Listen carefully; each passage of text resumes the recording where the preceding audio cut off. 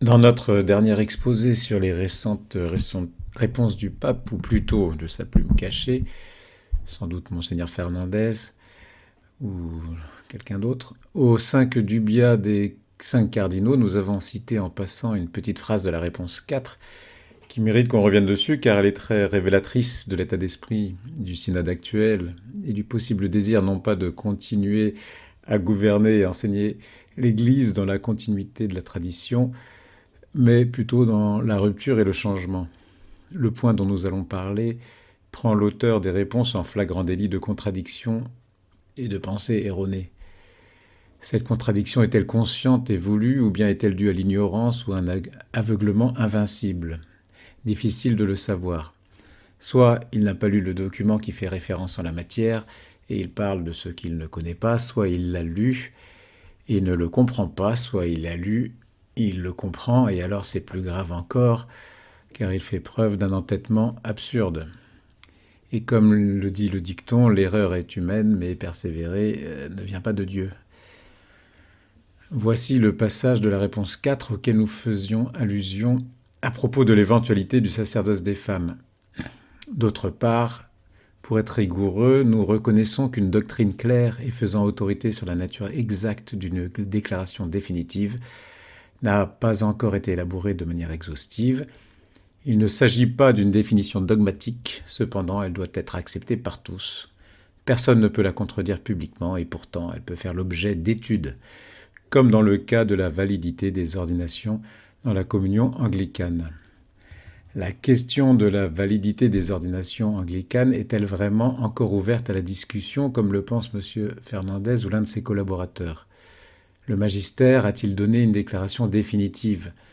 La réponse est oui, si l'on se donne la peine de lire l'Apostolica Cura. Léon XIII a connu la même situation avec des théologiens qui, malgré l'étude approfondie du problème et les décisions prises par ses prédécesseurs, Jules III, Paul IV et Clément XI, ces théologiens disaient avoir des documents nouveaux pouvant rouvrir le débat sur la question. Léon XIII s'est donc à nouveau penché sur la question par souci du bien des âmes. C'est donc avec bienveillance qu'il a consenti à un nouvel examen de la question afin d'écarter à l'avenir, par l'autorité indiscutable de ce nouveau débat, tout prétexte au moindre doute. Là, au moins, nous sommes non pas dans le jésuitisme, mais dans la clarté absolue. Indiscutable veut dire, selon nous, que l'on ne pourra plus ensuite en débattre pour remettre en question la conclusion. Le sacerdoce anglican n'est pas valide, nous dit Léon XIII, parce que le sacrifice eucharistique qu'il opère n'est pas de même nature que la consécration catholique. L'intention n'est pas celle du rite catholique, et donc le sacrement s'en trouve non valide. Léon XIII donne sa sentence. C'est pourquoi nous conformant à tous les décrets de nos prédécesseurs relatifs à la même cause, les confirmant pleinement et les renouvelant par notre autorité, de notre propre mouvement et de science certaine, nous prononçons et déclarons que les ordinations conférées selon le rite anglican ont été et sont absolument vaines et entièrement nulles.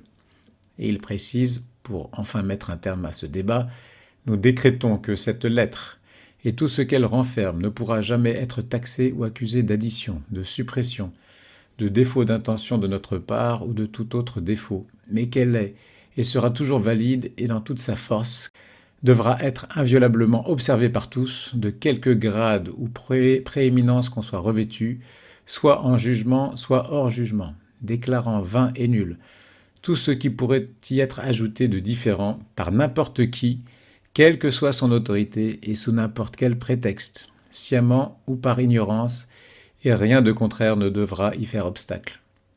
L'expression quelle que soit son autorité s'adresse aussi à tous ses successeurs. La réponse 4 est donc en contradiction flagrante avec l'enseignement de Léon XIII. Dire que la question reste ouverte est une déclaration explicite de rupture de la tradition et de la continuité de l'enseignement du magistère.